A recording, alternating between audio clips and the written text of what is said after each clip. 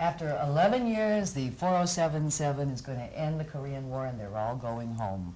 Loretta Swit, you don't remember this, I know, but I interviewed you 11 years ago when MASH was first going on the air. So it is only fitting and proper that as it comes to its fruition, comes full cycle, that we should once again meet. I think that sounds fair. And have you grown? Not this way. You have grown as an actress, from the sexual, flippant, hot lips Houlihan to a very warm, interesting, introspective kind of person. And now that the war is going to be over, what are you going to do with your life? Well, there are a lot of movies that I want to do, and perhaps I will do another series, not immediately necessarily, because I think I would like some time to do the projects that I've been offered. They're very good. They'll be wonderful for me and for women. One of which is, which brings us to the reason why Loretta is here. This book came out, Games Mother Never Taught You, Corporate Gamesmanship, Gamespersonship for Women. I read it, and I wondered how on earth could they make a story out of it? Because it's really a series of suggestions. It is a textbook. Yes, it is a textbook. And wonderful, by the way. So who took this and decided we're going to make a story? Originally, Liz Coe, and then Lee Phillips and I took that very, very fine treatment and rewrote it, and that's what you're going to get to see. It's one woman's experience, Laura Ben tells, in learning those games, learning about them, learning that they exist to begin with, which is an experience in itself, because women are not aware of those games. How do we learn the games? We who have to get up and go to a job, how do we learn those games? Mm-hmm. Well, you watch the movie and you read the book. No, seriously, by getting out into the fray. That's the way to learn. But it is a good idea to prepare yourself for learning them. They do exist. A woman's entrance into the boardroom, where she is the only person of the female persuasion, is going to be disruptive by virtue of simply being a woman. Mm-hmm. She smells different, she dresses differently, and she speaks perhaps in a softer tone of voice. The language, the men will feel compelled to change. Maybe they'll bring their voice tones down. Maybe they'll change the subjects of conversation. And during the course of learning how to cohabit, she will have to get them relaxed to the point where she becomes one of them. And they are like she is, and they are doing a collaborative effort. And they're dealing on a one-to-one basis. And that's what the movie is about, that it can be done, that they can all be game players, playing in their own way, some good games, some bad games, and that exists all over. We chose marketing research as a way, but games are everywhere. And one does not have to be devious. One can learn the game, play it, and win, but one must be aware of the fact that there are games otherwise. Yeah, a thing that you didn't deal with, you can't deal with everything, of course, but she plays the role of a person who has no children. That's right. That was a choice, by the way. The original, it was a choice. The original script had a child, and it did not accelerate the conflict or add to it in any way.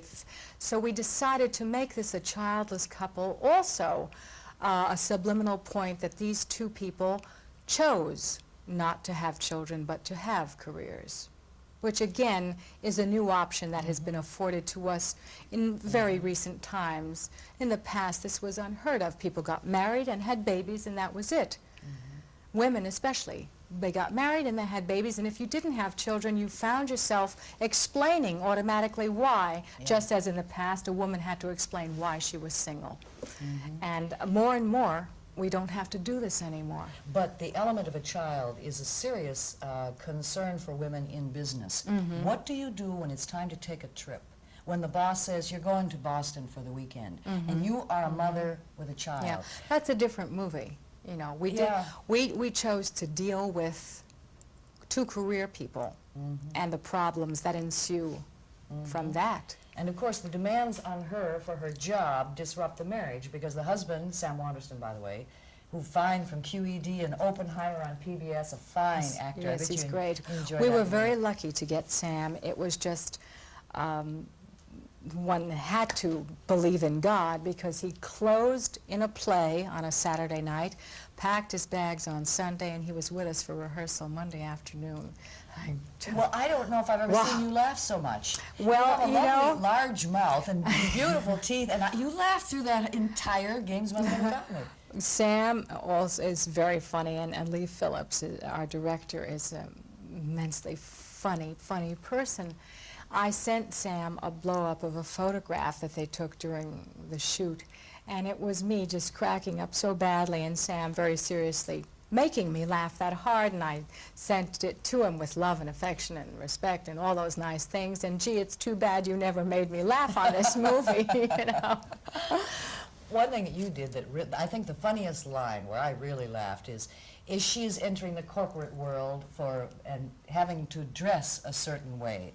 She goes to look for a suit that's going to really say, hey, I'm not playing games anymore, I'm in the fray. Oh, no, I am playing games now. Well, you've learned how to play their game. I You've will, learned the yes, rules. that's right. You want me to do it? Yes. Okay.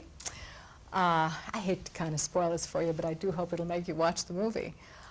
She is being battered, and she doesn't quite understand why, and she starts to comprehend at this point in the movie that there are games going around here that she'd better learn fast. So she looks at the way she's dressed, for example, and it's a little too maybe frou-frou or something. Or anyway, she goes into a department store, and she's kind of trying different things on, and the saleswoman comes up to her and says, "May I help you?" And she says, "Yes, I want to look like a woman who won't take crap." But that wasn't the line. You followed that. It followed that when she brought out the dress and you said, And she says, "Now, how does this appeal to you?" Oh, well, now she responds with, "I see something with epaulets." yes. Right. And then you So say, she brings something out and she says, "Is this something like you have in mind?" And I say, "Yes, like something General Patton might have worn." That's the one. How important is it for a woman to dress Oh, it's very important. tailored like a man? Well, no, it's not so much tailored as it is no jangling jewelry that's distracting. You need a wash and wear hairdo. Not excessive perfume, which is distracting under any circumstances. You wouldn't do that even in OR, you know, as a nurse. But overall, it's just there were different periods as we broke down the script. We call one period her invisible period, when she's in sort of a khaki outfit and she just sort of blends into, and she doesn't want to be disruptive until she can understand the strategy involved. Once she breaks through and she's established, well, she can wear purple if she wants, you know, it doesn't matter. But initially, she must play that game and learn how to be there to absorb their strategy and learn the language and the games. And as far as having to learn to play squash, you That haven't was so arrived much in fun. the corporate world unless That's you can play right. squash. But you play tennis, so you could make the transition. Well, my tennis game improved considerably after I started playing squash. After I learned how to play squash, which I by no means play, but after I learned well enough to do that scene, I went back to my tennis game, and my teacher said, "Wait a minute, hold the phone here. What have you been up to, young lady? You have never challenged the ball," now listen to the language here, "in this manner before." And I said, "Well, I learned how to play squash." Say no more. But squash is a very aggressive, difficult sport, and you're using all four of these walls, and strategy, unlike anything in tennis, comes into play, but mostly aggression. And there was an article not too long ago in the New York Times, and it was an interview with a New York executive who said, and I quote, "I would send any qualified personnel officer into the New York Athletic Club to watch a squash game, and by virtue of watching that game, hire me executive material, because just Sure. by watching that squash game, he could tell a multitude of this man's qualities, his Sure he can. aggression, how much he'll play, how hard he'll play to Love win, it. what kind of loser is he, how charming is he after he wins, after he loses, his strategies and his game, his whole game. One more. I want you to play racquetball now. You try racquetball, Okay. because that's even one step finer, I think. Can I make a pun? Yes. I'm game. Oh.